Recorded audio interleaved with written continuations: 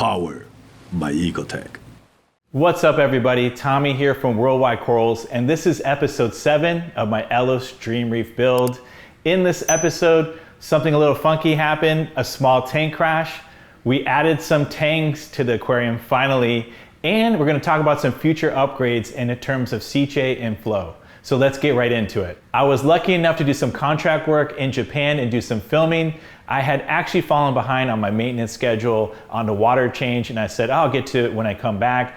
And because I stayed in Japan for over a week, I was already a couple weeks behind on my maintenance schedule. Luckily, I had my family there to take care of my fish and just look everything over. All the tech was there and ready and plugged in. For example, the Sicce pumps have a control app that lets you know if the pump gets clogged or stopped or if the power goes out. Same thing with the GHL Profilux 4 and Doser. Those were all up running and had all the safety features on to alert me if anything happened. Didn't get any alerts. I came back and I noticed something super weird. First of all, I had an algae outbreak all over the sand and the tank was looking pretty dirty. It's probably my fault, right? And then I noticed a strange film on the top of the water of the surface, and I was like, that's really weird. I don't think that's because I missed a water change or two. When I got to the sump and checking everything out, I had noticed that because I live by a retention pond, somehow a tree frog had gotten in the house, and I had left one of the lids open on the Luna Reef sump. Frog got in there, couldn't get out.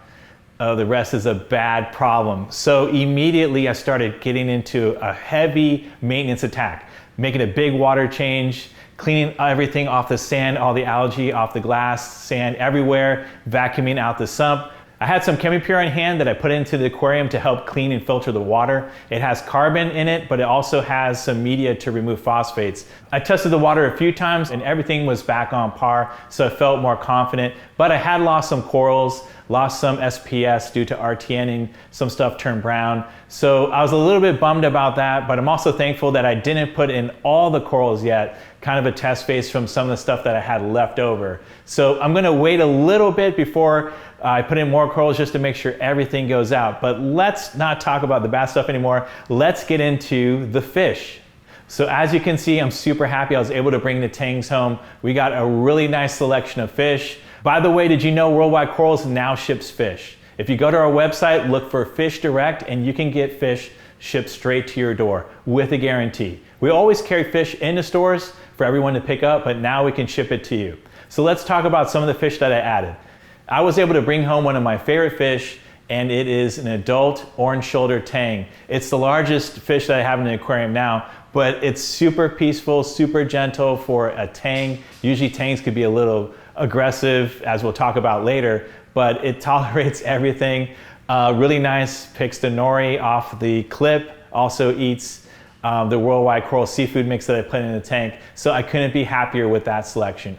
The next fish I'll go over is a copper band butterfly fish. Now I had brought over some Aptasia from my previous tank into here and it started spreading.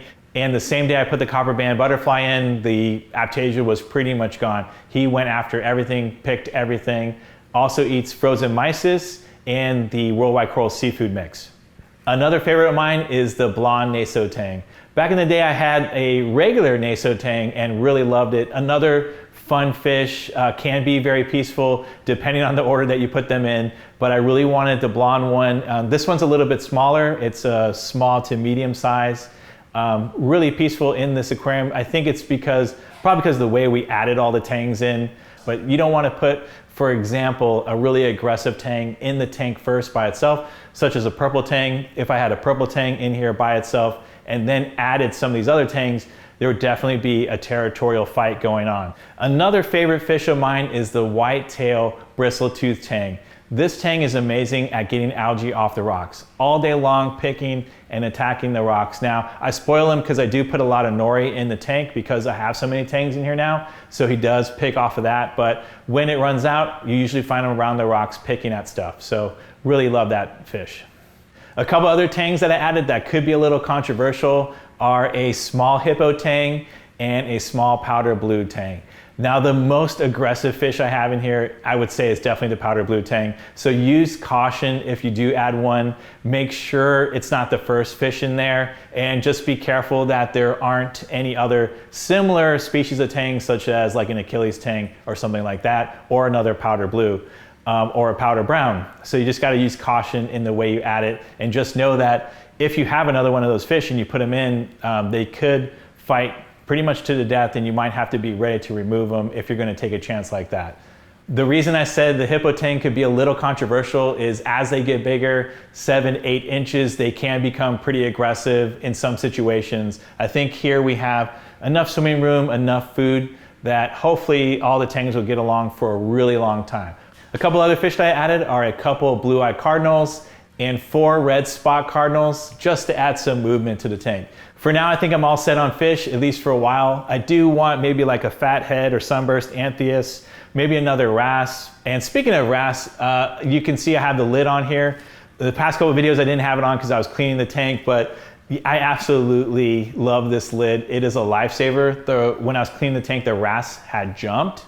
The Solarensis wrasse that I had in there went for a ride, and I was able to put him back in and he was fine. But I've already heard 3 or 4 times where he tried to jump with the lid on and the lid had saved him from going anywhere. So yeah, just be really careful if you do have wrasses that, you know, and other like firefish, they like to jump. So it's good to protect your tank with the lid. This one's from Top Lids. Can't say enough good things about the quality on the lid. For the new additions that I was mentioning earlier in the video, I spoke to Sicce and I wanted to add some more flow to the tank. Right now we have 2 STC extremes, but I wanted to up the flow when we add more corals, especially if we're going to add more SPS. And once that gets more congested with corals, we're going to need more flow. So they're sending 2 more STC extremes. So we'll have a total of 4 in the tank. But what's really cool is they had updated them to add voice control. And I can't wait to try that out. So for the next video, we'll go into deeper setting up the voice control and actually testing it out on the tank to see how it performs. That's it for this episode. If you enjoyed the video or got any value out of it, please press the like button and consider subscribing. We'll see you on the next one.